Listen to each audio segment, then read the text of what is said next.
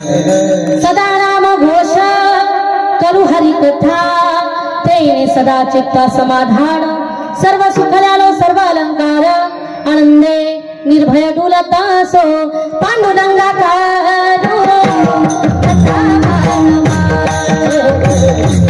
पांडुरंगा कारू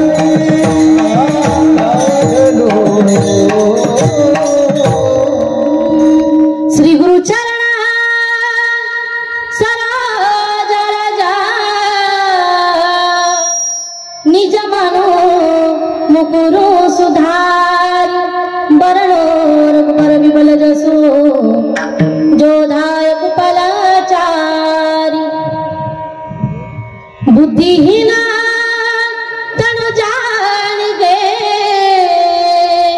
सुमिरो पवन कुमार बल बुद्धि विद्या दिहोमय हरहु कलेश विकार जय जय श्री राधा रमण जय जय नवला किशोर जय गोपी चित चोर प्रभु जय जय माखन चोर जयांजलिया स्मरण होय सकल विद्यांचे अधिकरण तेची बंधू श्री चरण श्री गुरूंचे ते नमस्कार नाथा विठ्ठला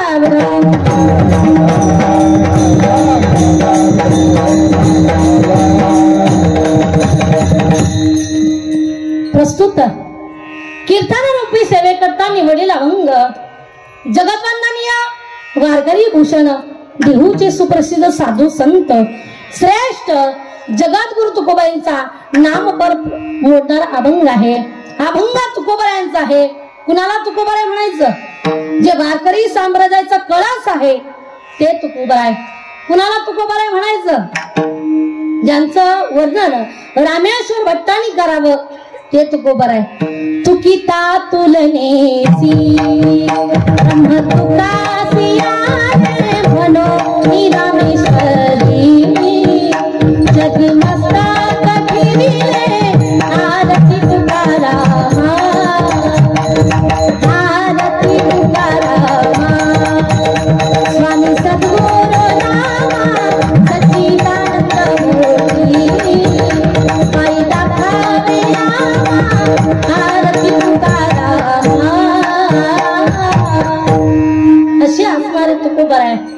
सेवेकरता निवडेल अभंग आहे. अभंग सगळ्यांना माहिती आहे. अभंग तुकोबारांचा आहे. आवाज वाढवा बोलताना थोडा. अभंगामध्ये तुकोबारा म्हणतात, सदा नाम घोष करू हरी कथा, तेने सदा चित्ता समाधान. काही लोक तुकोबारांकडे आले, तुकोबारांचं लक्ष लोकांकडे गेलं, तुकोबारांनी पाहिलं लोक संसार करतात, पण त्या संसारामध्ये लोकांना सुख नाहीये. आपल्याला सुद्धा काय पाहिजे? हा, झोपले का काय? काय पाहिजे आपल्याला? आपण रात्रंदिवस पळपळ करतो कशासाठी? हा, मिळतं का आपल्याला ते घरी? नाही मिळत. पण तुकोबारा म्हणतात, सदा नाम घोष करू हरी कथा, तेने सदा चित्ता समाधान. तेने म्हणजे कोणतं? सदा नाम. नाम चिंतन जर केलं तर तुम्हाला नक्की समाधान मिळेल, सुख मिळेल. पुढे तुकोबारा म्हणतात, सर्व सुख द्यालो सर्व अलंकार, आनंदे निर्भय डुलत असो. त्या परमात्म्याचे नामाचे अलंकार आम्ही आमच्या देहावरती धारण केलेले आहे. त्या ते नाम चिंतन करत असताना आम्ही कुठे जातो, काय करतो, आम्ही काय खातो याचं सुद्धा आम्हाला भान राहत नाही. ऐसो ऐसा कोठे आठवची नाही, देहीच विदेही भोगू दशा. तुकोबारा म्हणतात, देवाने आम्हाला जसं ठेवलं तसंच आम्ही राहू. पण तुकोबारा म्हणतात, एवढं नामचिंतन केलं आम्ही, एवढं नामचिंतन केलं. शेवटी म्हणतात, तुकोबारा म्हणतात, तुका म्हणे आम्ही झालो अग्नी रूप, लागो नेदी पाप पुण्यांगा. आम्ही अग्निरूप झालेला आहोत. अग्निरूप म्हणजे कोणतं? ज्ञान अग्निरूप झाल्यामुळं ते पाप पुण्य आमच्या अंगाला स्पर्श करत नाही. हा झाला अभंगाचा सरळ अर्थ. आता झोपले तरी हा तुम्ही म्हणतात चालतं. आता पहिला दिवस म्हटल्याच्या नंतर थोडंफार मागं पुढे होतच असतं बरं का. तुम्हाला सगळ्यांना माहिती आहे, भगवंताच्या कृपेने चालत असलेला अखंड हरिनाम सप्ताह. या सप्ताहातील आपल्या या ठिकाणी ज्यांनी सुंदर असे नियोजन आयोजन ठेवलेलं आहे, सुंदर असे जे तुम्हाला मार्गदर्शक लाभलेले आहे, आदरणीय ज्यांचा गोड असा स्वभाव आहे, जो गोड असा आवाज आहे, खरंच त्यांच्याकरता एकदा जोरदार टाळ्या झाल्या पाहिजे. कारण असं मार्गदर्शन आणि मार्गदर्शन करणारे लाभायला तुमचं सुद्धा पुण्य पाहिजे बरं का. कारण सप्ताह करणं म्हणजे सोपी गोष्ट नाहीये. मी बोलून जाईल बघा, करून दिलेली ओळख माणूस कधी कधी विसरू शकतो. ऐका बरं का, करून दिलेली ओळख माणूस कदाचित विसरू शकतो, पण कार्यातून झालेली ओळख माणूस कधीच विसरू शकत नाही. खरंच महाराजांच्या हातून एवढं सुंदर नियोजन आहे. सुधा महाराज ठोंबरे त्यांची आभार व्यक्त करते. त्यांनी ही सेवा माझ्याकडे दिलेली आहे. सुंदर असे मृदंगाचार्य आमचे ऋषी दादा, खरंच त्यांच्याकरता एकदा जोरदार टाळ्या झाल्या पाहिजे. बघा, मी सांगून जाईल, परमार्थ हा सोपा नाहीये. ऐका बर का, आपण म्हणतो देवाचं नाम घेणं मग सोपं आहे, परमार्थ करणं म्हणजे सोपं आहे, परमार्थ करणं सोपं नाहीये. मृदंगाचार्याच्या बोटात ताकद लागते. ऐका बर का, मृदंगाचार्याच्या बोटात ताकद लागते, जशी आमच्या दादांची आहे. गायनाचार्यांच्या कंठात ताकद लागते, जशी यांच्या सगळ्यांच्या आहे तशी बरं का. कीर्तनकाराच्या पेट्यात ताकद लागते. पण ऐका दादा, एवढं सगळं गोळा करणं सोपं नाहीये. तुमच्या सुद्धा बोटात ताकद लागते.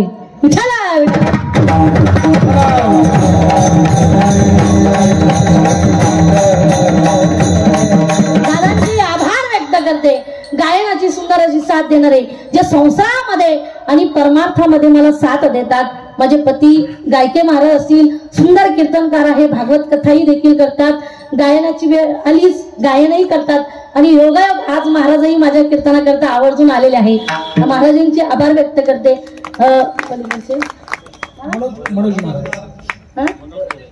मनोज महाराज थोरे, कानपूर जरा खराबर का, त्यातले त्यात वय झाल्यामुळे ऐकायला येत नाही, बाकी काही नाही. महाराजांचे आभार व्यक्त करते. सर्व विद्यार्थी मंडळ असतील, ज्यांच्या मुखार मंदातून आपण सुंदर अशी भागवत कथा ऐकत आहात, श्रवण करत आहात. बाबा आमचे लिपाणी महाराज असतील, शिवाजी महाराज लिपाणे, बाबांकरता सुद्धा एकदा जोरदार टाळ्या झाल्या पाहिजे. बघा, एका कथाकाराने, एका कीर्तनकाराने दुसऱ्या कीर्तनकाराच्या कीर्तनात बसणं किंवा टाळ घेऊन उभा राहणं सोपं नाही दादा. छातीवर दगड ठेवा लागतो, एवढा सोपं नाही ते. ज्यांचं आपल्या या ठिकाणी व्यासपीठ आहे, ज्ञानेश्वरी व्यासपीठ आहे, बाबांचे आभार व्यक्त करते. या ठिकाणी बघा ती छोटी दिदी नाचत होती, कुठे गेली ती? कुठे गेली का? त्या दिदी साठी एकदा जोरदार टाळ्या झाल्या पाहिजे. सुंदर असं सिस्टम आहे. आणि या ठिकाणी आपल्या अष्टविनायक नगर, भाग्योदय नगर या सातारा परिसरामध्ये आपल्या या ठिकाणी कीर्तनाची शूटिंग करण्याकरता जे आवर्जून या ठिकाणी आलेले आहे. बघा काही काही ठिकाणी जर आता दादांना माहिती आहे, दादा ऑल महाराष्ट्रामध्ये फिरतात. कॅमेरेवाले ना सोपी नाहीये बाबा, सोपी गोष्ट नाहीये ती. त्यांना 4-4, 5-5 हजार रुपये देऊन सुद्धा शूटिंगला येत नाही. पण खरंच आपलं सगळ्यांचं भाग्य आहे की या ठिकाणी आमचे संत चॅनल मायबापवाले आलेले आहेत. दादांचे इकडचे सर्व मराठी हॉस्पिटलवाले असतील, सर्वांकरता एकदा जोरदार टाळ्या झाले पाहिजे. त्यांचे आभार व्यक्त करते आणि सेवेला सुरुवात करते. विठ्ठला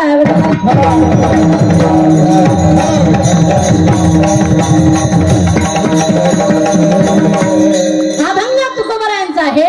या अभंगामध्ये तुकोबारा म्हणतात, सदा नाम घोष करू हरी कथा, तेने सदा चित्ता समाधान. बघा तुकोबारा आहे या जगाचा उपदेश करतात, जगाला उपदेश करतात. का? कारण संतांना कळवळा आहे या जगाचा. कुठला कळवळा आहे? येथे उपकारासाठी,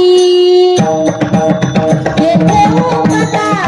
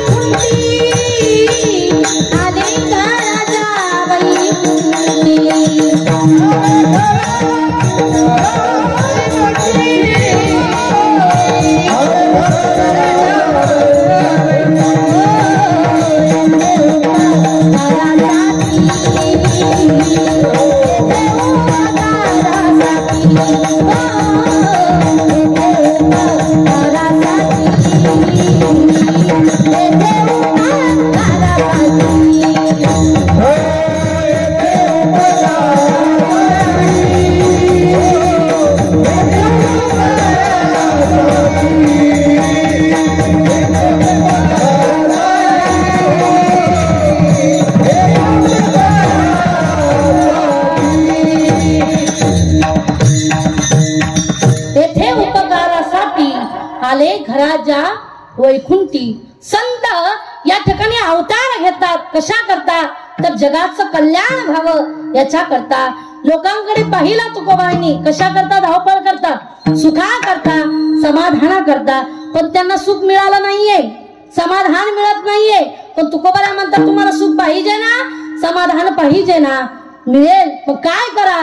सदा नाम घोष करू हरिकथा, तेने सदा चित्ता समाधान. पण ऐका बाबा, संतांनीच का उपदेश केला लोकांना? त्याच्यामध्ये कारण आहे.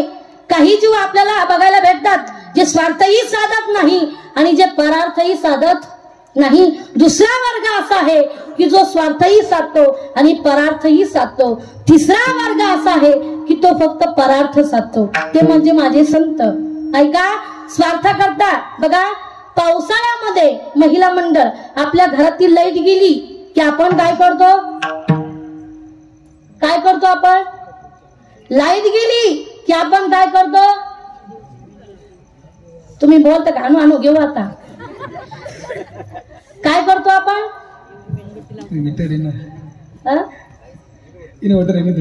तुम्ही म्हणतात पहिला मोबाईल घेतो, बाकी काही नाही करत.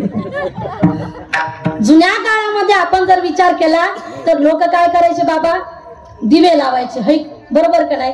दिवा लावला की त्याच्या भोवती एक किडा फिरतो बघा. कोणता? कोणता? पतंग नावाचा किडा त्या दिव्याला गिरक्या मारत असतो. पण ऐका, त्या दिव्यावरती तो झडाप घेतो, दिवाई विसतो आणि त्या ठिकाणी तो देखील मरण पावतो. म्हणजे तो किडा स्वार्थही साधत नाही आणि परार्थही देखील साधत नाही. जगामध्ये लोक आपल्याला बघायला भेटतात की जे स्वतःचंही कल्याण करून घेत नाही आणि दुसऱ्याचंही कल्याण झालेलं त्याला सहन होत नाही. विठाला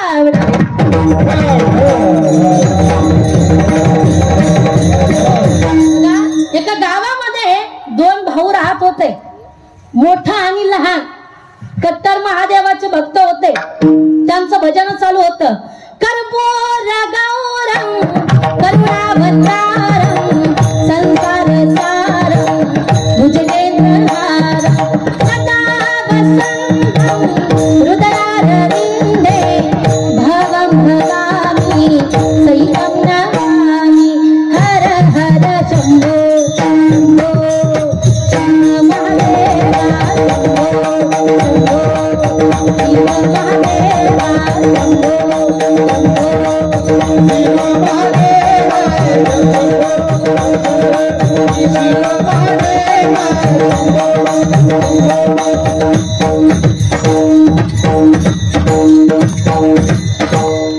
खरं जर म्हटलं बाबा पुरुष मंडळ आता सगळ्यात जास्त महादेवाची पूजा कोण करतं माहितीये का? कोण करतं? झोपल्या का तुम्ही? हा, कोण करतं? त्या बेलाला फांद्या सुद्धा ठेवल्या नाही बाबा त्यांनी. विठाला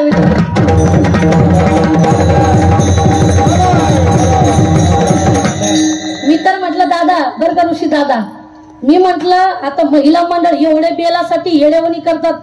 काय सांगा त्याची बेलाच्या पानासाठी भांडणं लागले. म्हटलं आपले कीर्तन बंद करा आणि बेलाला इकत बसवा आता त्याला. बरोबर का नाही? मला सांगा सगळ्यात जास्त श्रद्धा आमची महिला मंडळाची असते. बघा दोन भाऊ होते, कट्टर महादेवाचे भक्त. भगवान परमात्मा प्रसन्न झाले, मोठ्याकडे गेले. माग म्हणे काय मागायचं तुला? काही नको देवा, लहानाला जर एक वस्तू दिली तर ती मला डबल झाली पाहिजे, दोन वस्तू मिळाल्या पाहिजे, म्हणजे त्याच्यापेक्षा मला कमी नकोय, कमीच पडलं नाही पाहिजे म्हणे मला. भगवान परमात्मा म्हणून ठीक आहे. लहानाकडे गेले, माग म्हणे काय मागायचं? काही नको देवा, फक्त एक बंगला द्या म्हणे. बंगला म्हणजे मोठ्याला किती द्यावं लागले? 2 द्यावा लागले. पुन्हा भगवान परमात्मा छोट्याकडे आले, माग म्हणे काय मागायचं? काही नको देवा, फक्त एक ट्रॅक्टर द्या म्हणे. मोठ्याला किती द्यावं लागले? 2 ट्रॅक्टर द्यावा लागले. पुन्हा लहानाकडे आले, माग म्हणे काय मागायचं? अजून काही नको देवा, एक पत्नी द्या म्हणे, बायको द्या. म्हणजे मोठ्याला किती द्यावं लागल्या? पूर्वीच्या काळामध्ये भेटत पण होत्या, 2 द्यावा लागल्या. बरोबर का नाही? पण लहाना खूप हुशार होता. लहाना पण आपल्या नगर मधलाच होता, नाव नाही सांगत, पाहुणे निघायचा अंदाजे. लहाना म्हणे देवा काय भानगड आहे म्हणे, मी एक वस्तू मागितली की ती मोठ्याला डबल होते, काय भानगड? भगवान परमात्मा म्हणतात काही नाही, त्याची मागणीच अशी होती की तुला एक वस्तू दिली की ती त्याला डबल झाली पाहिजे. तो छोटा फार हुशार होता महिला मंडळ. तो म्हणे देवा एक काम करा ना, मग माझा एक पाय, एक हात आणि एक डोळा जाऊ द्या म्हणे. मोठ्याचे किती गेले असं? शापच झाला. म्हणजे काही लोक स्वार्थही साधत नाही आणि परार्थही साधत नाही. विचारा बेटा,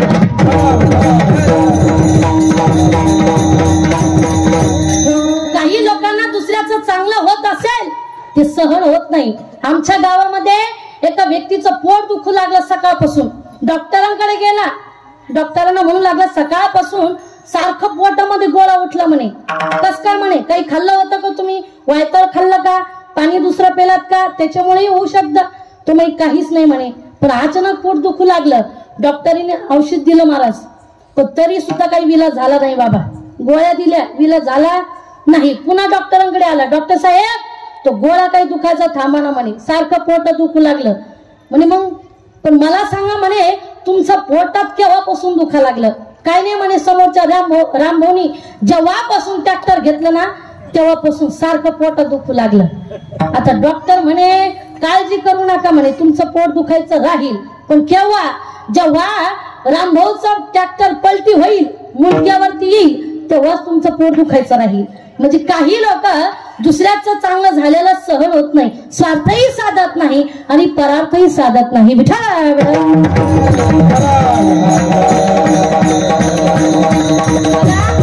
जगामध्ये काही काही असे बघायला भेटतात, सूर्य स्वतः करता उगतो, स्वार्थाकरता उगतो, पण मावळत असताना साऱ्या जगाला प्रकाश देत जातो, परार्थही साधतो. बघा एखादी नदी असेल, स्वार्थाकरता उगम पावते, पण जात असताना साऱ्या गावाला साऱ्या जगाला ती पाणी देत असते, म्हणजे परार्थ देखील साधते. पण माझे संत असे असतात की ते फक्त परार्थ साधतात, फक्त जगाचं कल्याण करता या ठिकाणी अवतार घेतात. विठ्ठला बघा संतांचे आपल्यावरती किती उपकार आहे. तुम्ही कल्पतरूचं झाड पाहिलंय का? कल्पतरूचं झाड पाहिलंय का? तुम्ही बोलत का नाही? लोक म्हणतात भागाभागामध्ये फरक आहे, बरोबर का? आमच्या तिकडे मेल्यानंतर माणसं जाळतात, इथं कसं आहे? आमच्या तिकडे झोपल्यानंतर डोळे लावतात, इथं कसं आहे? बरोबर आहे तुमचं. काही काही लोक असे डेंजर राहते महाराज, झोपले तरी डोळे उघडे राहते.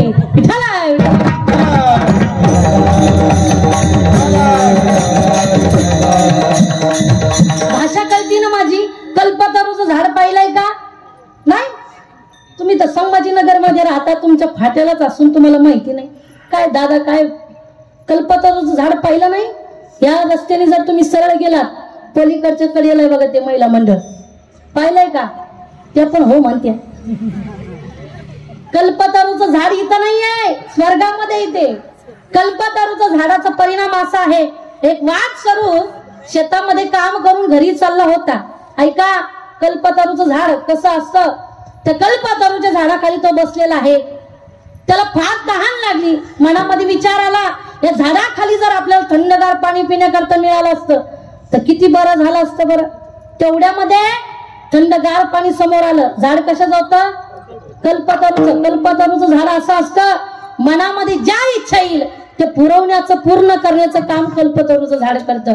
पाणी पिला, तेवढ्यामध्ये मनामध्ये विचार आला, या ठिकाणी आपल्याला जेवणाकरता भेटलं असतं तर किती बरं झालं असतं.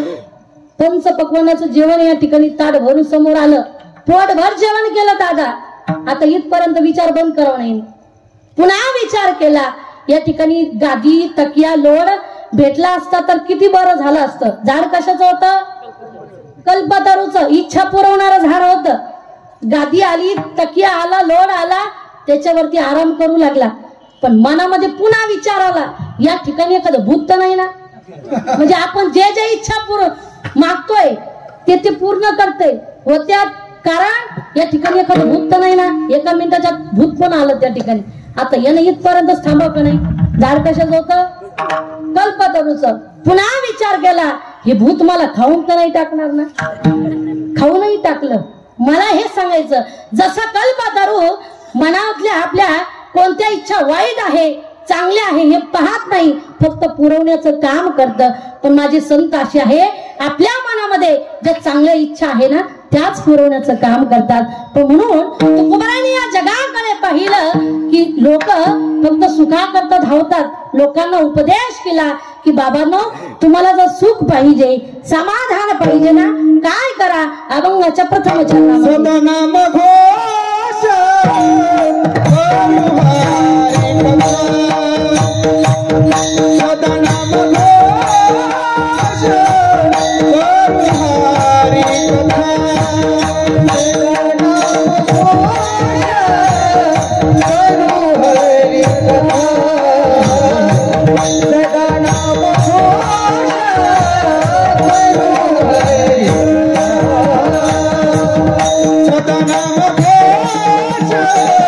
Sama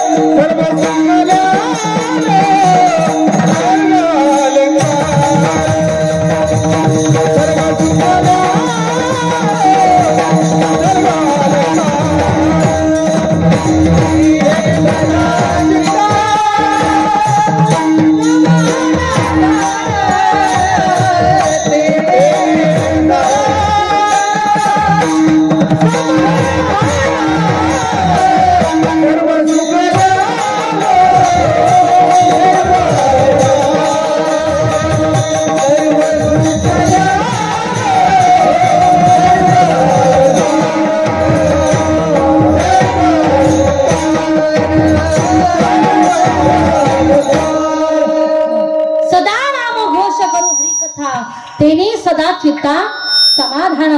तुकोबारा म्हणतात बाबांना तुम्हाला जर सुख पाहिजे ना काय घ्या, नाम चिंतन करा, कथा श्रवण करा, कीर्तन श्रवण करा, सदा नाम घोष करू हरी कथा तेनी सदा चित्ता समाधान. तुकोबारा म्हणतात नाम चिंतन करा, भजन करा, पण लोक ऐकत नाही. कीर्तनकाराने कितीही सांगितलं की परमार्थ करा, भजन करा, लोक ऐकायला तयार नाही. गावातील एका बाबांना मी म्हटलं बाबा थोडं वेळ राहिलं. बाबा म्हणे ताई आलो असतो, पण ह्या वर्षी माझ्या घराचं बांधकाम चालू आहे, मी पुढल्या वर्षी नक्की येतो. ते वर्ष गेलं, पुन्हा मी बाबाकडे गेले. म्हटलं बाबा मागच्याही वर्षी तुम्ही आले नाही, ह्या वर्षी तरी चला पंढरपूरला घ्या आनंद. थोडे दिवस राहिले, पुन्हा बाबा मला म्हणू लागले ताई आलो असतो, पण ह्या वर्षी माझ्या मुलीचं लग्न आहे, मी पुढल्या वर्षी नक्की येतो. किती वर्ष झाले? 2 वर्ष झाले. ऐका, 3ऱ्या वर्षी मी बाबाकडे जाणार. मेला गेला गेलं म्हणजे पंढरपूरला नाही, डायरेक्ट देवानीच उचललं. विठ्ठला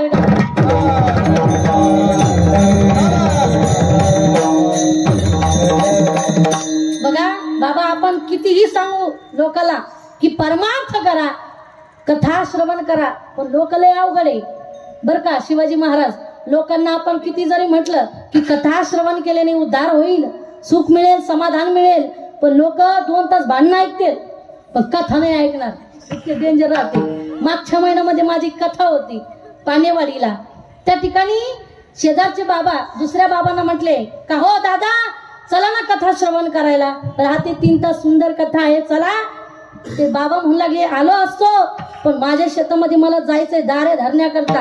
कथा काय कशाला श्रवण करू म्हणे, काय मिळणार ते श्रवण केल्यानंतर. 2 तास 3 तास कथा संपल्याच्या नंतर जे बाबा कथेला आले होते ते परत घरी चालले, आणि हे बाबा जे दारे धरण्याकरता चालले होते शेतामध्ये ते गल्लीमध्ये उभा होते. ह्या बाबाने त्या बाबाला प्रश्न केला का हो तुम्हाला तर शेतामध्ये दारे धरण्याकरता जायचं होतं ना. हो म्हणे बरोबर आहे, पण काय झालं गल्लीमध्ये एवढ्या जोरात भांडणं लागले नवरा बायकोचे. ते भांडणं बघण्यात 2 तास कुठं निघून गेले कळाले नाही. म्हणजे लोक 2 तास उभा राहून भांडण ऐकतील पण कथा कीर्तन श्रवण करणार नाही. विठ्ठला विठ्ठला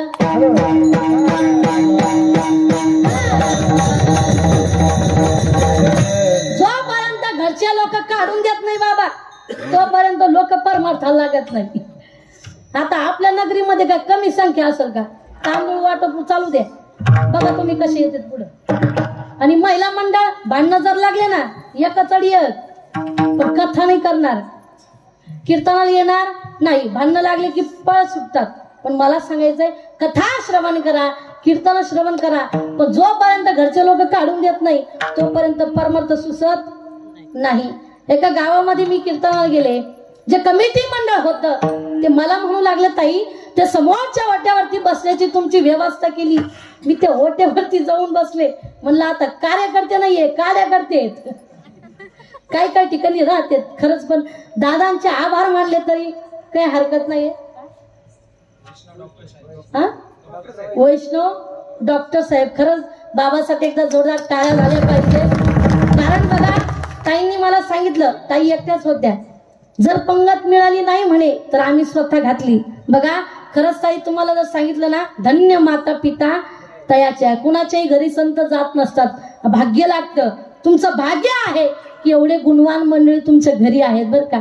यांना सांभाळणं म्हणजे सोपं नाहीये.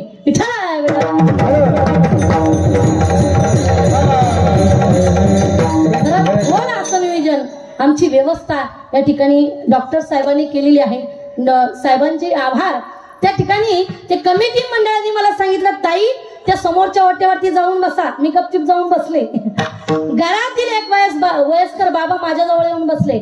मला म्हणू लागले ताई हे जे सगळं तुम्हाला काही दिसतं ना गाडी बंगला शेती हे सगळं मी कमवलेलं आहे मी. म्हटलं मग बाबा झालं काय? बाबा म्हणतात ताई खरं सांगू का मी जिवंत आहे म्हणून तरी माझ्या लेका सुनांना चटणी भाकर खाण्याकरता मिळते. काय म्हटले बाबा? मी जिवंत आहे म्हणून तरी लेका सुनांना चटणी भाकर खाण्याकरता मिळते. तेवढ्यामध्ये घरामध्ये सुनबाई झाडून घेत होते, गरम डोक्याची होती. बाहेर आली पळत, मला म्हणू लागली ताई हे मथारा जिवंत आहे म्हणून तरी आम्ही चटणी भाकरी खातो. हे जर मेलं असतं ना गुलाबजामुन खाल्ले असते. ऐका, जे अगोदर काठी टेकत चालणारे बाबा होते ना ते काठी वर करून तडतड चालू लागले.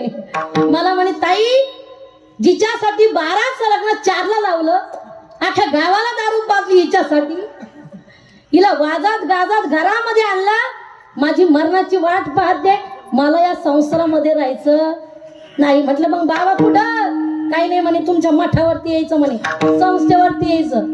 15 दिवस बाबा आमच्या गावाला राहिले दादा. 15 दिवसाच्या नंतर 16व्या दिवशी घरून फोन आला. फोन होता आजीबाईचा. आजीबाई मला म्हणू लागले ताई तुम्ही आमच्या गावामध्ये कीर्तनाला आला होतात. म्हटलं हो. बाबा आले? म्हटलं हो. द्या म्हणे फोन त्यांच्याकडं. मी बाबाकडे गेले, म्हटलं बाबा घरून फोन आलाय, आजीबाईचा फोन आहे. बाबा मला म्हणू लागले द्या फोन तिकडे फेकून म्हणे, तिला काही काम नाही म्हणे. 15 दिवस झाले, 16व्या दिवशी घरून फोन आला ताई नक्की महिनावर लाल्या रोगाचे पैसे आले असतील. घेतेन काढून देतेन पुन्हा मला काढून, मला काही संसारामध्ये जायचं नाही. ते जे लाल्या रोगाचे पैसे ना ताई ते तुमच्या नावावर टाकायचे म्हणे. म्हटलं बरं झालं, असे 5 मथारे सापडले, ते बोंबळत हिण्याचं कामच नाही आपल्याला आता. तेवढ्यामध्ये आजीबाईनी तिकडून झापायला चालू केलं. का हो काय म्हणते मी ऐकलं का? असा आवाज जरी आला ना तर चालू झालेल्या गाड्या मनान बंद पडत्या, बंद नाही पडत, बिघडत्या. पण ऐका, आजीबाईने झापायला चालू केलं. आजीबाई म्हणतात का हो तुम्हाला काही कळतं का? तुमचं काय रुसून जायचं वय आहे का? या वयामध्ये रुसून जात नसतात. आपण काय साधा संसार केलाय का? हाडाचे काढा केले, रात्रीचा दिवस केला, रक्ताचं मोठ्यानं बोला, रक्ताचं आता कसं पाठी तुमचे जस काय हरिपाठ चाललाय आता, हे एक चरण ते एक चरण, मी पुढे म्हणते तुम्ही माग म्हणता. बाबांनी साधा संसार केलेला नव्हता महिला मंडळ, असा संसार केला होता बाबांनी. सकाळी बैला सोडायचे, दुसऱ्याच्या बांधाला चारायची, असा नखा बोटाने संसार केलेला होता बाबांनी. घरातला लाईट काढायचे, मंदिरातला लावायचे, इतका असा संसार केलेला होता बाबांनी. आजीबाई म्हणतात का हो तुम्हाला काही कळतं का? हे काय वय आहे का तुमचं रुसून जायचं?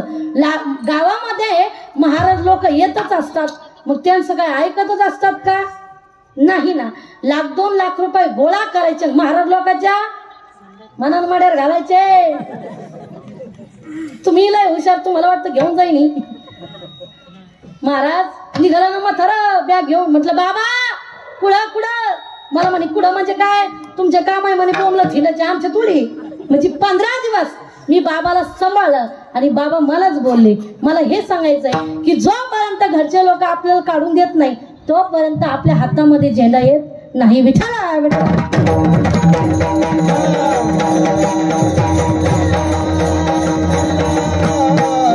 मला सांगायचंय, तुकोबाई म्हणतात सदा नाम घोष करू हरी कथा, तेने सदा चित्ता समाधान. बाबांनो हे शरीर पुन्हा नाहीये, आता मिळालंय. कशा करता? देवे दिला देह, देह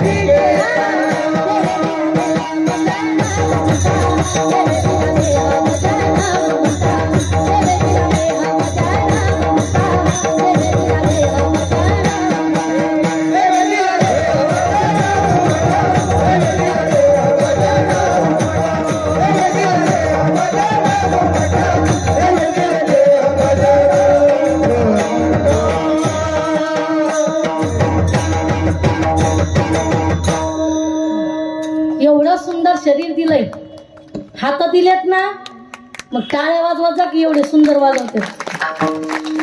बघा, मृदंग वाजणं सोपं नाही बरं का बाबा. 3-3 वाजता 4-4 वाजता उठून प्रॅक्टिस करावं लागते. बोट फुटते, लोक सहज बोलते. काही पण लोक म्हणजे हा इकडून तिकडून थापा मारल्या की 10,000 सहज भेटते. जास्त नाही, कमी पडले का?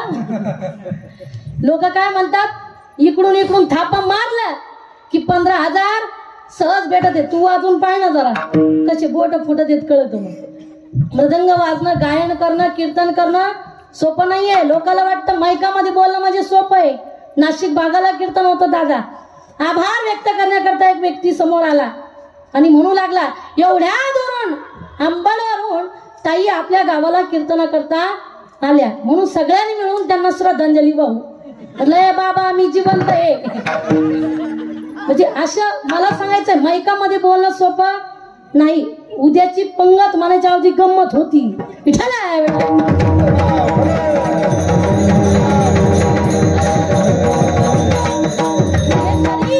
आपल्याला पुन्हा नाहीये, फक्त देवाला प्रार्थना करायची. जब तक सांसें चलेंगी तुझको जाऊंगा चाह, जब तक सांसें चलेंगी तुझको जाऊंगा चाह, मर भी गया तो भी तेरा देता रहूंगा, मर भी गया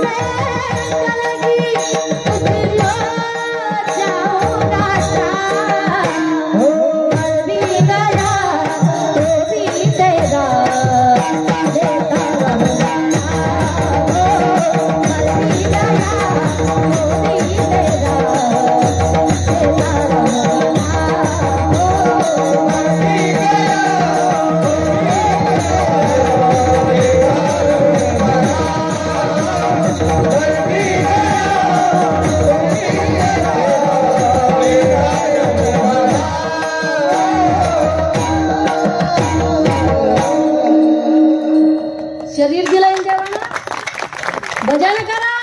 त्या देवाला म्हणा, मेरी तकदीर कायना तुझसी ही है मेरे हम सफर, रब से है गुजारिश मेरी तुझको लग जाए मेरी उम्र, देर ना जब तक सांसें चलेगी तुझको जाऊंगा शाह, मर भी गया तो भी तेरा लेता रहूंगा ना. हो, शरीर दिलं ना देवाना, भजन करा. बघा पुरुष मंडळ एवढे सुंदर देवानी पाय दिले ना आपल्याला. कशा करता हो, बोलता का घेऊ सांगू आणू आता. कशा करता, फ्रेश बसा. डॉक्टर साहेबांनी सांगितलं असं तुम्हाला, माझं कीर्तन असं असतं, प्रेशर आणायचं नाही दिमागावरती, काळजावरती प्रेशर आणायचं नाही. माझं कीर्तन असं असतं, घाली लोटांगा म्हणजे तुम्ही म्हणतात पाय लावून ऐकायचं का, तसं नाही. फ्रेश बोलायचंय, बसायचंय. बघा देवानी शरीर दिलंय, सुंदर पाय दिले.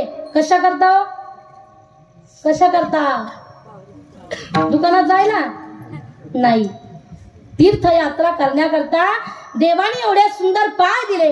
पण माणूस तीर्थयात्रा करत नाही, तरुणपणी माणूस पंढरपूरला जात नाही डॉक्टर साहेब. म्हातारपणी माणसाला वाटतं पंढरपूरला जाऊ पत्ता हो गुडघे विठ्ठल विठ्ठल म्हणते. विठ्ठला विठ्ठला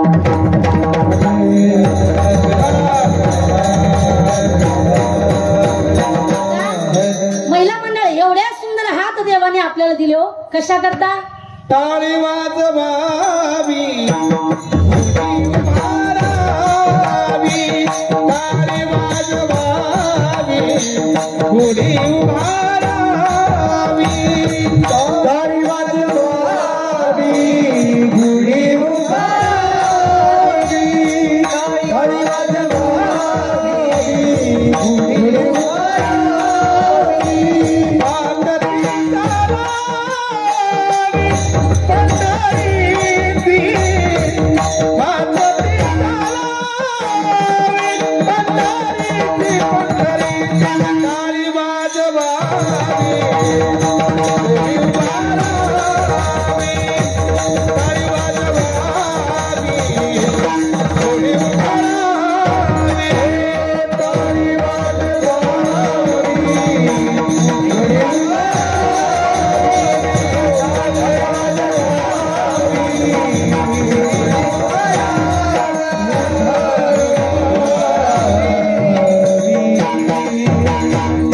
टाळी वाजवावी गुढी उभारावी राहावी. महिला मंडळ एवढ्या सुंदर हात देवाने आपल्याला दिलेला हो. कशा करता? हा एकमेकीला हाणाला नाही, सुंदर स्वयंपाक करायला जसं आमच्या ताईने केला. ताईसाठी एकदा जोरदार टाळ्या झाल्या पाहिजे. दान करण्याकरता देवाने एवढे सुंदर हात दिले, पण लोक दान नाही करत, घेते पण देत नाही. बरोबर आहे का नाही? लोक या हाताचा उपयोग करत नाही. देवाने हात दिले टाळी वाजून भजन करण्याकरता, नाम चिंतन करण्याकरता, दान धर्म करण्याकरता. दान कुठं करावं माणसाला हे सुद्धा कळलं पाहिजे. नंतर लोक कुठेही दान करतात. इथं दान करा तुम्हाला देव भरपूर देईल, पण लोक इथं दान नाही करत. बघा सुदाम ब्राह्मणाच्या घरी काही कमी होतं का? कमीच होतं अगोदर. तुम्ही नाही कथेतील सांगते बरं कमी.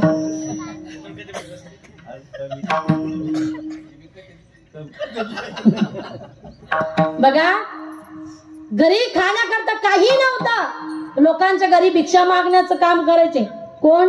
सुदामजी.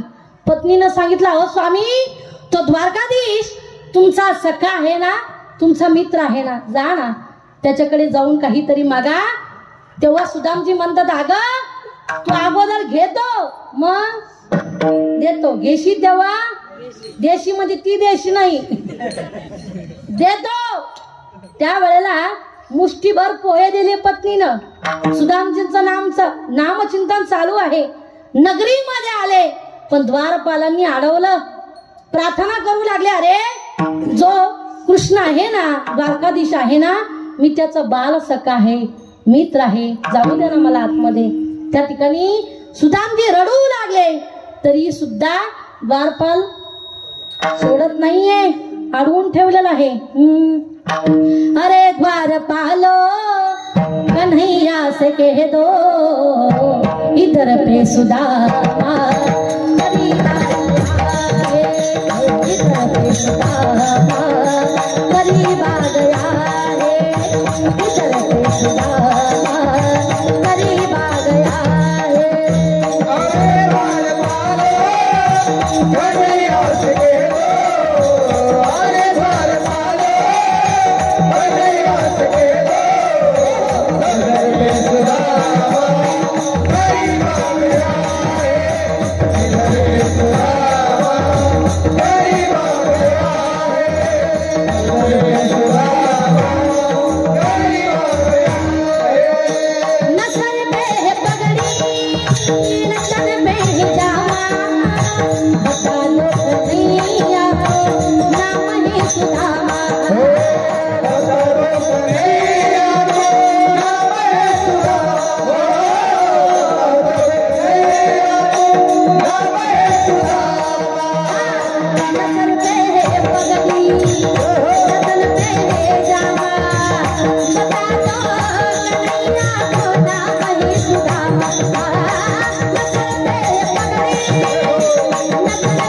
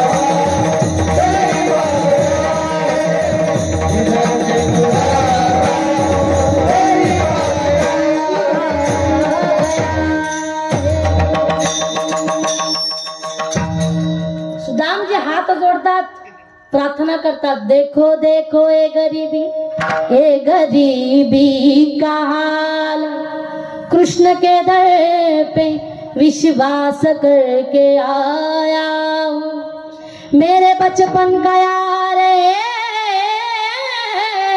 मेरा शाह, यही सोच कर मैं आस करके आया। प्रार्थना करतात। सुदामजी नाव ऐकल्याबरोबर भगवान परमात्मा धावत आले, गाळा भेट घेतली। बघा, सुदामजीच्या घरी झोपडी होती, पण त्या झोपडीमध्ये देवघर होतं। आपल्या घरी ताळावर ताळे, पण ताळामध्ये घर नाही। विठाला विठाला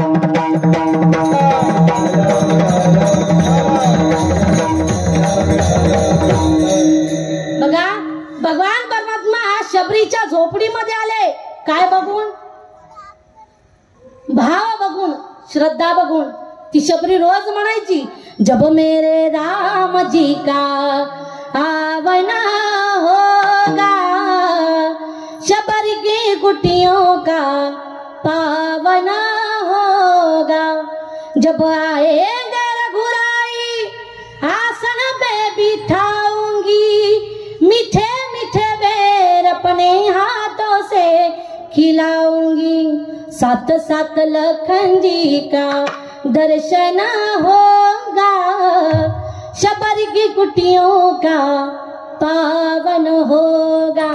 मला सांगा, शबरीच्या हातानं रामप्रभूनं काय खाल्ले? बोर तर खाल्लेत, पण उष्टे बोर खाल्ले का नाही? बघा, शबरीकडे पात्र नव्हतं, पण काय होतं? पात्रता होती। आपल्या घरी सोन्याचे पात्र आहे, ताट आहे, पण पात्रता नाही देव जेवणे इतकी।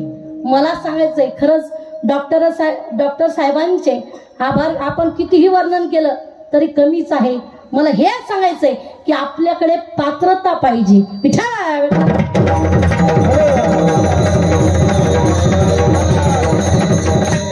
बघा, सुदामजीने काही दिलेलं नव्हतं देवाला, पैसे दिले नाही, सोनं दिलं नाही, फक्त काय दिलं? मुष्टीभर पोहे दिले, काहीच दिलं नाही। म्हणून मला एवढंच सांगायचंय, आपल्याला देवाने हात दिले ना, काही ना काहीतरी त्या देवाला देत जा।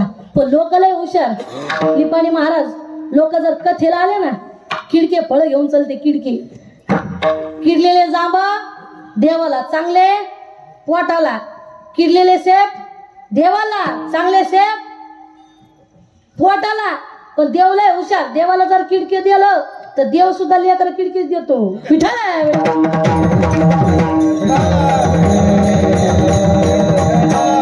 लोक लय हुशार, चांगलं दान नाही करत। ब्राह्मणाला मरी गाय दान जुनं वाक्य आहे। लोक लय हुशार निघले, कीर्तनकाराला सुद्धा फसवतात काही ठिकाणी। एका ठिकाणी कीर्तन झालं, वयस्कर बाबा माझ्याकडे आले, दर्शन घेतलं।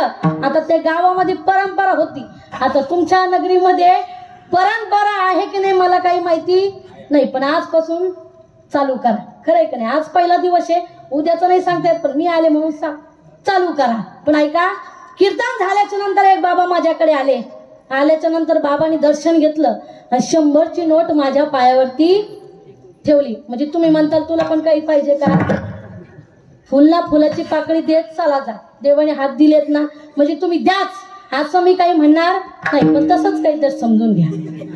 100ची नोट बाबांनी माझ्या पायावरती ठेवली. म्हटलं बाबा, गरीब परिस्थिती दिसते, अंगावरती कपडे एवढे चांगले नाहीये, गरीब परिस्थिती देते आहे, पण तुम्ही एक काम करा ना बाबा, 100ची देऊ नका, 10ची ठेवा. बाबाने ऐकलं नाही. नाही म्हणे ताई, राहू द्या. पण काय झालं, आमचे बंधू आलेले होते कीर्तनाला. दुसऱ्या दिवशी पर्स उघडली, ती 100ची नोट जी बाबाने दिली होती ती काढली, पाहिली आणि एकटे हसू लागले. मला म्हणू लागले, दीदी तुला ही 100ची नोट कोणी दिली? म्हटलं काल ज्या ठिकाणी आपलं कीर्तन झालं ना, त्या ठिकाणी एक वयस्कर बाबा आले होते, त्या बाबाने मला 100ची नोट दिली. काय झालं? काय नाही म्हणे ताई, तुम्ही ही 100ची नोट पाहिली का? डॉक्टर साहेब, मी ती 100ची नोट उघडली, अर्धी 10ची आणि अर्धी 100ची होती. म्हणजे बाबाने कुणाला फसवलं? आम्हाला फसवलं.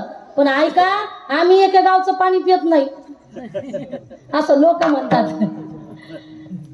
काय झालं, खूप दिवसाच्या नंतर मी गुरुजीच्या दर्शनाकरता गेले, पैठणला गेले. ती 100ची नोट मी गुरुजीच्या पायावरती ठेवली. आता किती अपराध घडू लागला बरं का. ऐका, तेवढ्यामध्ये गुरुजींनी सुद्धा आपल्या खिशामध्ये हात घातला. मला म्हणे, दीदी 100ची ठेवू नको, 10ची ठेव. म्हणलं नाही गुरुजी, राहू द्या. खूप दिवसानं दर्शन झालं, मी ऐकलं नाही, पण गुरुजीने आपल्या खिशातून 500ची नोट काढली आणि माझ्या हातामध्ये ठेवली. मी म्हटलं, आता मनामध्ये विचार करू लागले, आपल्याकडून किती अपराध घडू लागला, आपण आपल्या गुरुजीला फसवतोय. म्हणजे अर्धी 10ची आणि अर्धी 100ची नोट आपण आपल्या गुरुजीला दिलेली आहे. पण ऐका, तेवढ्यामध्ये मी गुरुजीला सांगितलं, गुरुजी तुमच्या हातामध्ये मी दिलेली जी 100ची नोट आहे ना, ती अर्धी 10ची आणि अर्धी 100ची आहे. पण ऐका, गुरुजी ते कोण होते? माझे गुरुजी होते. ते मला म्हणू लागले, दीदी तुझ्या हातातली तू 500ची पाहिली का? मी ती नोट उघडली मावशींनो, अर्धी 5, मध्ये 20 आणि कोपऱ्यात 500. म्हणजे गुरुजीने मला चेक केलेला होता. म्हणजे या हाताने आपण चांगलं दान करत नाही. विठ्ठल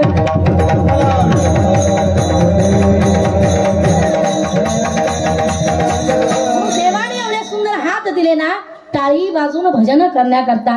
देवाने एवढे सुंदर कान आपल्याला दिले, कशा करता? कथा श्रवण करण्याकरता, कीर्तन श्रवण करण्याकरता एवढे सुंदर कान दिले.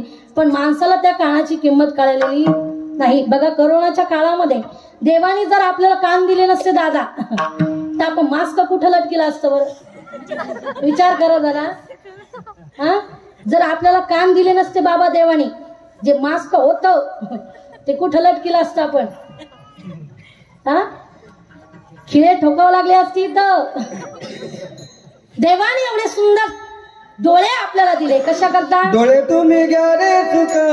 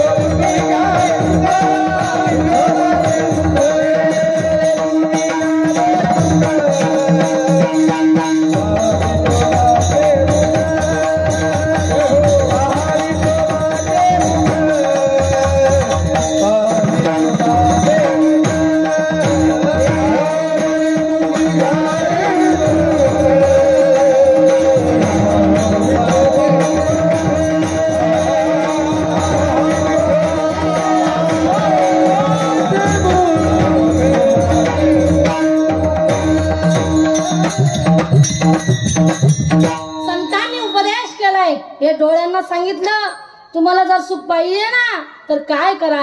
त्या परमात्म्याला बघून घ्या या डोळ्यानं. बघा, जे अयोध्येमध्ये जे राम मंदिर आता झालेलं आहे, ते आपल्या डोळ्याचं भाग्य आहे बरं का. आपलं खरं भाग्य आहे. बघा, जी मागची पिढी झाली त्यांना सुद्धा ते लाभलं नाही बघण्याकरता. जी आपल्या पुढची होणार त्यांना तर योग्य नस. पण खरंच आपलं भाग्य आहे की ते आपल्याला आता या डोळ्याने बघायला भेटतंय. हर घर में एक ही नारा गूंजे,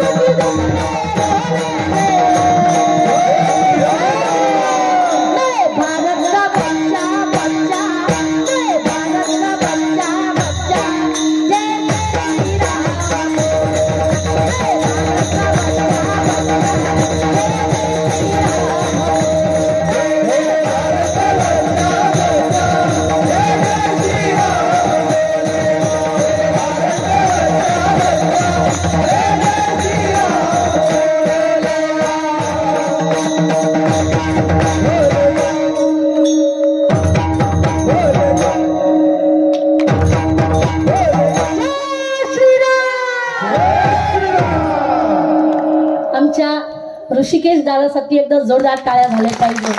बघा डॉक्टर साहेब, खरंच आपलं भाग्य आहे की एवढे कलाकार लोक, गुणवान मंडळी आपल्या घरी आहे, आपल्या धर्म मंडपामध्ये आहे. असे लोक 20-20 हजार देऊन सुद्धा भेटत नाही. आपलं भाग्य आहे. खरंच दादांचे आभार व्यक्त करते. बघा, खरं जर म्हटलं तर खरंच सगळ्यांचे दादा आहेत ते आता ऋषी दादा म्हणतात आमच्या तिकड्यावर.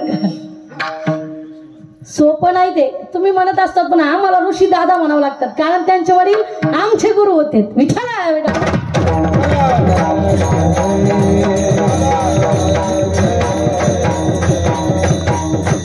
खरंच आपल्या डोळ्याचं भाग्य आहे की ते अयोध्येतील आपलं मंदिर आपल्या या डोळ्याला बघायला भेटतं. एवढा सुंदर तोंड आपल्याला दिलंय महिला मंडळ. कशाला? बांधायला, शिव्या द्यायला नाही, त्याचं भजन करण्याकरता. ज्या गवळणी होत्या ना, त्यांच्या श्वासाश्वासावरती देखील कृष्णाचं नाव होतं. त्या म्हणायच्या, सासो की माला पे सिमरू में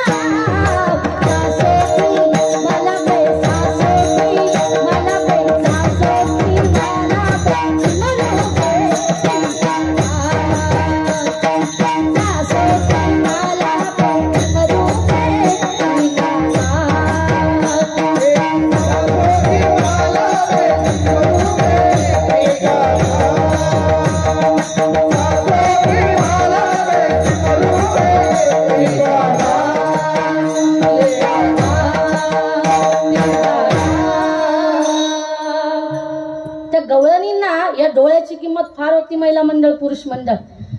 देवाला प्रश्न केला काना या डोळ्याची पापणी आम्हाला नसती दिली तर बरं झालं असतं का. जेव्हा जेव्हा ही डोळ्याची पापणी झाकते ना रे देवा तेवढा वेळ तुला न पाहता जातो. किती डोळ्याची किंमत होती त्या गवळणींना.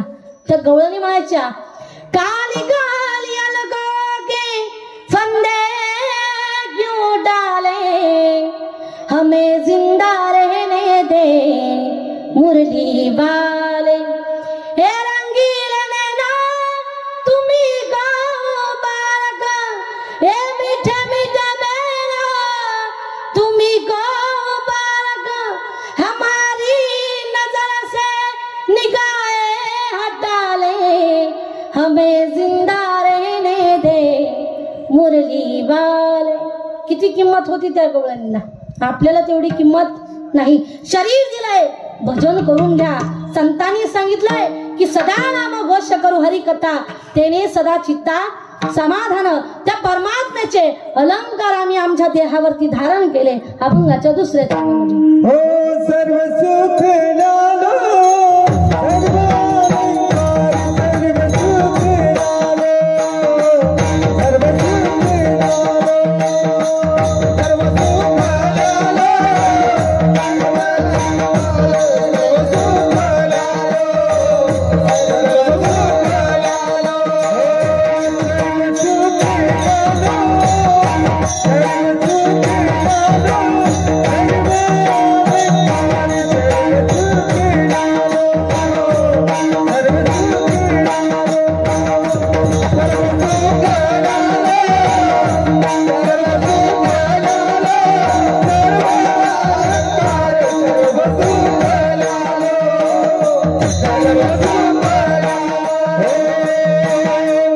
सर्व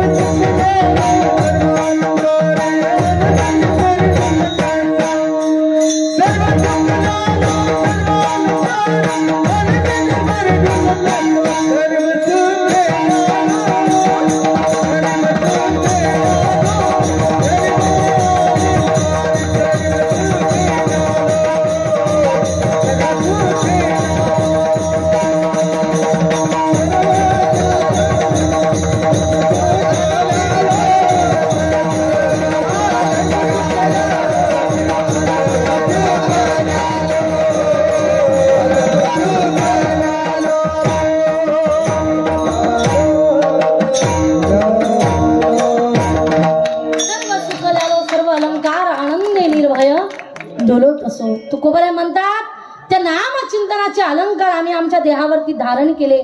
तुम्हाला सुद्धा देवाने शरीर दिले.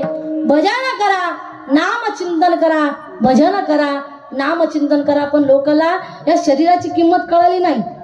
बघा या जगामध्ये तुम्हाला सगळ्या गोष्टी मिळतील पण शरीर मिळणार नाही. पुनर्वित्तम पुनर्मित्रम पुनर्भार्य पुनर्मही हे तत्सर्व पुनरभ्यम न शरीरम पुनः पुनः. ऐका पुरुष मंडळ एखादा आपल्या जवळचा मित्र आहे आपला आणि त्याचं जर भांडण झालं तो सोडून गेला तो आपल्याला बोलत नाहीये. जाऊ द्या नका का बोला ना. पण मला सांगा दुसरा मित्र आपल्याला बोला भेटणार मिळणार बरोबर का नाही. धन गेला तर पुन्हा कमवता येईल बरोबर का नाही. एक पत्नी सोडून गेली तर भेटती का आता.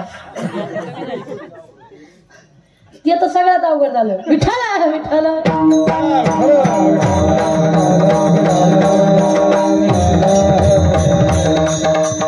मला सांगायचंय पत्नी सुद्धा दुसरी भेटेल हुंडा देऊन पैसे देऊन पण शरीर मिळणार नाही.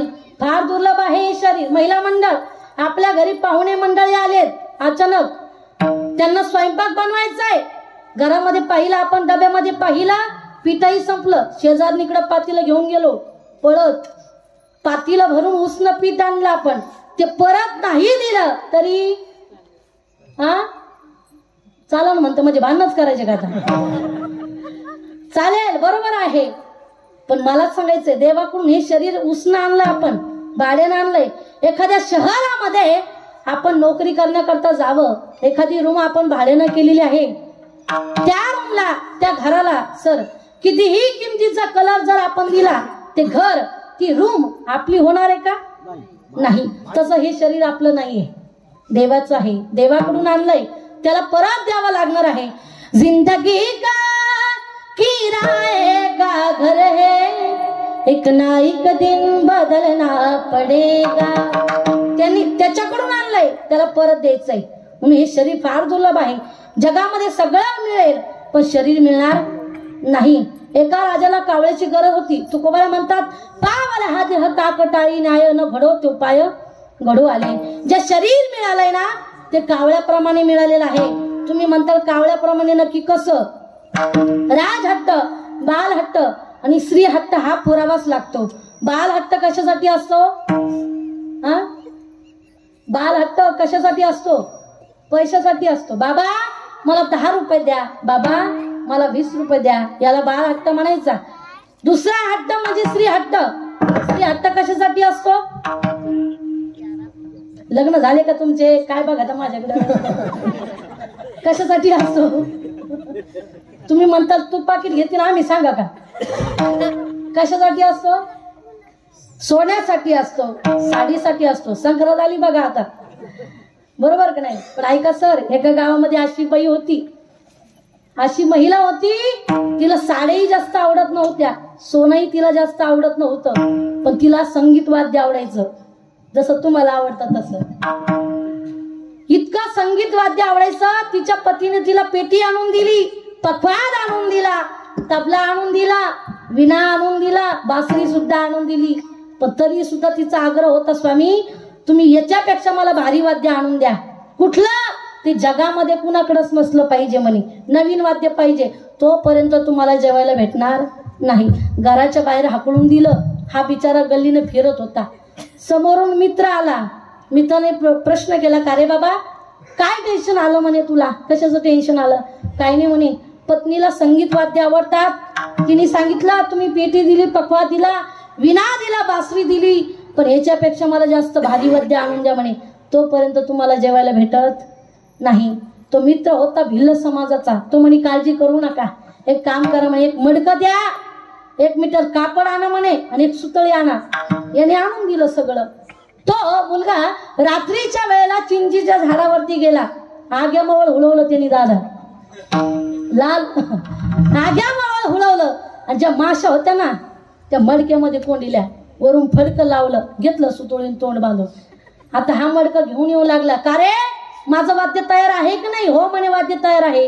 हे म्हणे हे घे तुझं वाद्य. हो बरोबर आहे, हे तर मी नवीनच वाद्य पाहिलंय, पेटी सारखंही नाही, पखवादा सारखंही नाही, तबल्यासारखं सुद्धा नाहीये, नवीन वाद्य दिसतंय. माझी पत्नी सुद्धा खुश होणार. बरोबर आहे, पण या वाद्याला वाजायचं कसं? फार सोपं आहे म्हणे. त्या मडक्यावरून एक हात फिरवायचा, जोरात एक थाप मारली की आवाज यायचा, भन, वाद्य तयार झालं. हा आनंदाच्या भारामध्ये घरी आला. आल्याबरोबर पत्नीच्या हातामध्ये ते वाद्य दिलं. घे म्हणे वाद्य तयार आहे. अहो स्वामी, खरं तुमचं माझ्यावरती किती प्रेम आहे. असं वाद्य मी आतापर्यंत जगामध्ये कुणाकडेच पाहिलं नाही म्हणे. पेटी सारखंही नाही, पखवादा सारखंही नाही, तबल्यासारखं सुद्धा नाहीये. बरोबर आहे, पण हे वाद्य वाजायचं कसं? फार सोपं आहे म्हणे. त्याच्यावर एक हात फिरवला, थाप मारली की आवाज यायचा, भन. आता हिनं इथपर्यंतच थांबवा का नाही दादा? बायाची जात अशी असती डॉक्टर साहेब, ती एकटी कुठलीही गोष्ट आणू द्या तिला, साडी आणू द्या, नाही तर सोनं आणू द्या, नाही तर घरातील भांडे आणू द्या, ती एकटी कधीच पाहत नाही. शेजारीला दाखवती मैत्रिणीला. बरोबर का नाही? आता तिने काय केलं, साऱ्या गल्लीतल्या मैत्रिणी बोलवल्या वाद्य दाखवायला. सगळ्या जणी आल्या. त्याच्यामध्ये गावामध्ये एक नवीन मास्तरीन बाई आली होती. 1 हप्ताच झाला होता तिला येऊन, पण जरा जास्त आगाऊ होती ती. तेवढ्यामध्ये दिवाळीचा परेड होता. घरामध्ये सगळ्या बसलेल्या आहेत. फराळ वगैरे केलं, शंकरपाळे खाल्ले बाबा, लाडू खाल्ले, गुलाबजामू खाल्ले. तोंडात पाणी येऊ देऊ नका, दिवाळी निघून गेली आता. तेवढ्यामध्ये जो तिचा पती होता ना, त्यानं विचार केला, या महिला मंडळामध्ये कशाला बसायचं, आपण जाऊ म्हणे बाहेर निघून. तो बाहेर जात असताना बाहेरून कडी लावून घेतली, गेला मंदिराकडे निघून. पण तेवढ्यामध्ये जी मास्तरीन बाई होती, या वाद्याला वाजायचं कसं माहित आहे? फार सोपं आहे. त्याच्यावरतून एक हात फिरवला, जोरात थाप मारली की आवाज यायचा भट. एवढ्या खुश झाल्या ती मास्तरीनबाई म्हणती का हो ताई असं वाद्य मी आतापर्यंत कुणाकडे जगामध्ये पाहिलेलं नाही. काय सुंदर आवाज येतो. अहो ताई बरोबर आहे पण याचं तोंड बघा असताना जर एवढा सुंदर आवाज येतो याचं तोंड जर उघडलं किती मोकळा आवाज येईल साऱ्या गावात जाणार. मास्तरीनबाईनं काही ऐकलं नाही महिला मंडळ तिने तोंड उघडलं. आता 2 दिवसचा उपवास होता माशांना.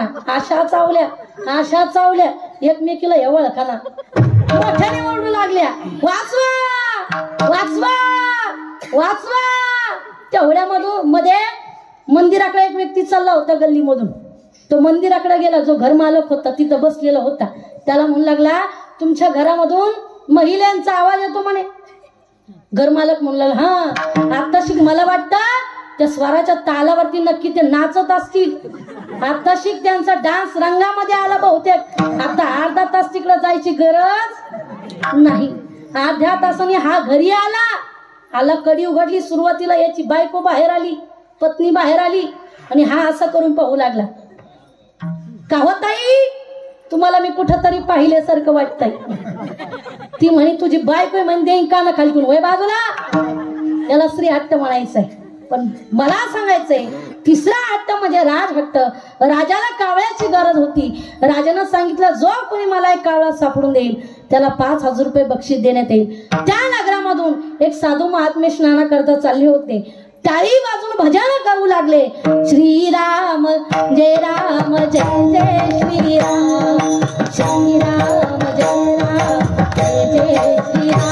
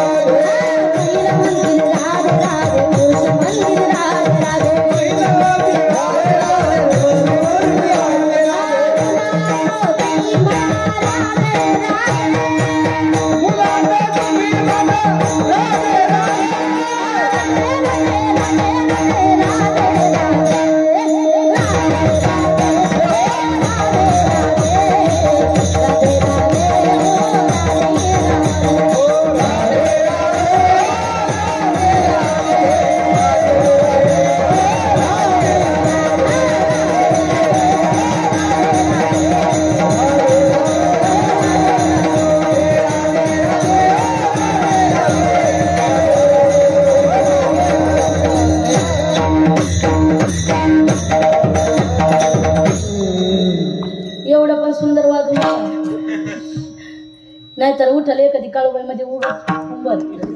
खरंच महाराज गोड मृदंग वाजवतात बरं का. असे गायक मृदंगाचार्य काही ठिकाणी असे लाभत नाही महाराजांना. आता सुद्धा महाराजांचं नियोजन म्हणल्यामुळं इथं काही कमी नाही. सिस्टमही सुंदर आहे. मृदंगाचार्य गायकही सगळेच उपलब्ध आहे. नाही तर काही ठिकाणी असं नाही भेटत आम्हाला. मृदंगाचार्य एका ठिकाणी असं झालं 2 मृदंगाचार्य होते.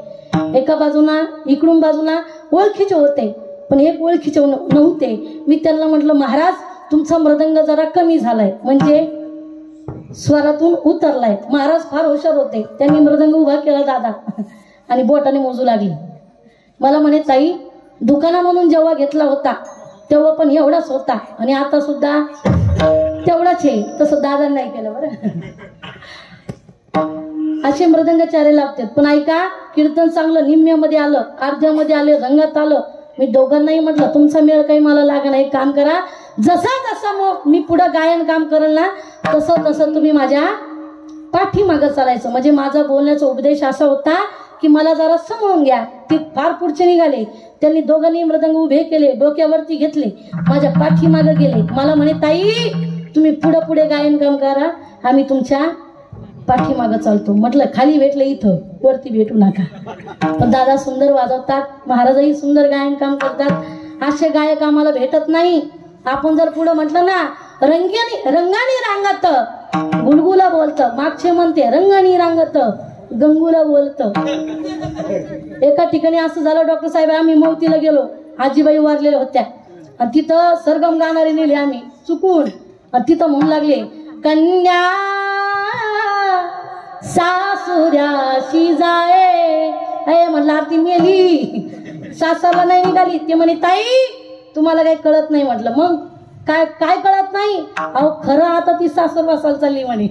म्हणजे असे गायक आहेत. पण खरंच सगळ्यांसाठी एकदा जोरदार टाळ्या झाल्या पाहिजे. गोड गायन आहे, गोड ब्रह्मचारी आहे. बघा बाबा साधू महाराज असं भजन करत होते, टाळी वाजवता वाजवता नामचिंतन करता करता साधू महाराजांच्या हातामध्ये कावळा आला, सापडला. सैनिक धावत आले, साधू महाराज तो कावळा आम्हाला देऊन टाका. नाही देणार का? मी जर तुम्हाला एक कावळा सापडून दिला तर राजा मला 5,000 देईल. साधू महाराजांनी ऐकलं नाही, पुन्हा टाळी वाजवण्याचा प्रयत्न केला. जो हातामध्ये कावळा आला होता तोही उडून गेला. तसं हे शरीर आपल्याला मिळालंय ना, तर भजन करून घ्या. सगळ्यांनी एकदा वरती हात घ्यायचे. यावरती हात. विठोबा रखुमाई,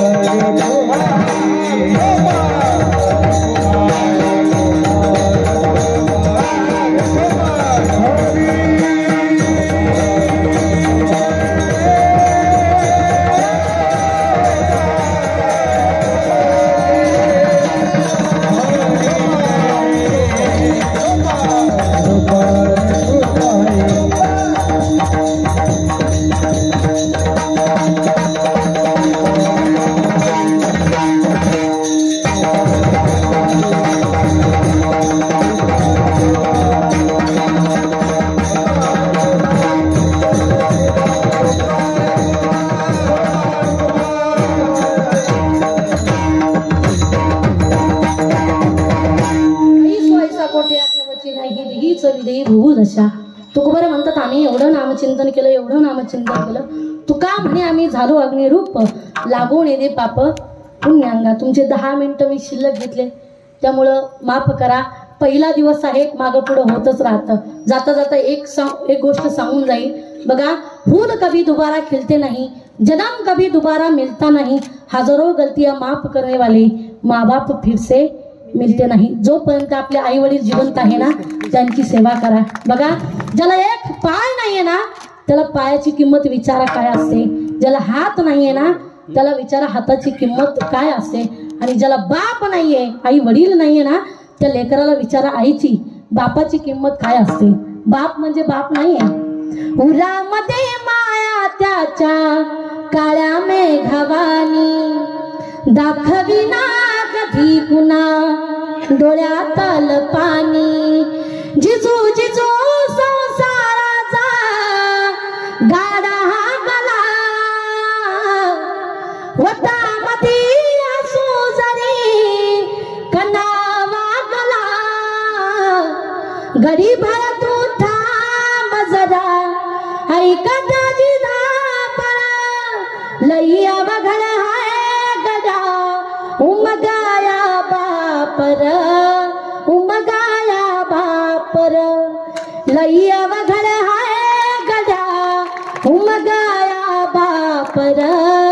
उमगाया मापर. बाप म्हणजे बाप नाहीये बघा. जोपर्यंत बाप जिवंत आहे ना ते लेकराचा हात कुणी धरत नसतं. आई जोपर्यंत जिवंत आहे ना बघा, बापाचं आईचं अंतकरण कसं असतं. गावामध्ये जर जत्रा असेल ना, आईचं अंतकरण बघा, जे मला दिसतंय ना ते माझ्या लेकराला दिसलं पाहिजे म्हणून आई आपल्या लेकराला कड्यावरती घेते. पण बाप ऐका, जे मलाही दिसत नाही ते माझ्या लेकराला दिसलं पाहिजे, याला बाप म्हणायचे. जोपर्यंत बापाचा हात आपल्या उशाला आहे ना तोपर्यंत कुठल्या तक्क्याची आणि गादीची गरज पडत नाही. त्याला बाप म्हणायचंय. कुणालाही बाप म्हणायचं नाही. ऐका, बाप त्याला म्हणतात. बाप भेटत नाही पुन्हा, आई वडील भेटत नाही. काही लोकांना आई वडिलांची किंमत कळत नाहीये. मेल्याच्या नंतर रडतात आई बाबा सोडून गेले. पण ऐका, जोपर्यंत जिवंत आहे ना तोपर्यंत त्यांची सेवा करा. पण लोक ऐकत नाही हो. बघा, एक नवीन जोडपं लग्न झालेलं 5 वर्षाचा लेकरू घेऊन एका जत्रेला गेलेले होते. त्या जत्रेमध्ये त्यांचं लेकरू हरलं. पण ऐका, 2-3 तास झाले लेकरू सापडलं नाही. ती आई ढसाढसा रडू लागलेली आहे. तेवढ्यामध्ये ऐका, 5 तासाच्या नंतर ते लेकरू सापडलं. तेवढ्यामध्ये त्या बाईचा पती तिला म्हणू लागला, अगं ऐक ना, चल आपण गावाकडे जाऊया. ती म्हणते, का? ऐक ना ग, 5 तास झाले तुझं लेकरू तुला सापडलं नव्हतं. किती रडत होती. 2 वर्ष झाले मी माझ्या आईला माझं तोंड दाखवलं नाही. ती आई किती रडत असेल. त्याला आई वडील म्हणायचं, बाप म्हणायचं. बाप आई वडील पुन्हा भेटत नाहीये. ते लेकरांना विचारा आईची किंमत काय असते, बापाची किंमत काय असते. तुम्हाला जाता जाता एकच सांगून जाईल. बघा, माझ्याकडे वारकरी शिक्षण संस्था आहे. त्या संस्थेमध्ये काही अनाथ लेकर आहे ज्यांना आई वडील नाहीये. त्यांचं सगळं भरण पोषण, शाळेचं शिक्षण मी स्वतः करते. माझं म्हणजे माझ्या हातून मला वाटतं की देवाने माझ्याकडून ते कार्य करून घ्यायला पाहिजे. आता दादांना, संदीप दादांना माहिती आहे की सध्याला सुद्धा माझ्याकडे 25-30 लेकर आहे. काही अनाथ लेकर आहे, त्यांना मी सांभाळण्याचं काम करते. म्हणून एवढीच तुम्हाला जाता जाता सांगेल, हात जोडून सांगते की कुणाला जर वाटत असेल की त्या लेकरांना आमच्याकडून एखादा ड्रेस झाला पाहिजे, आमच्याकडून शाळेचं शिक्षणाचे वह्या पुस्तकं झाले पाहिजे, फुलाची पाकळी द्या. नक्कीच एवढीच तुम्हाला मी प्रार्थना करते. झालेली सेवा परमात्म्याच्या चरणी अर्पण करून सेवेला पूर्ण विराम देते. ज्ञानेश्वर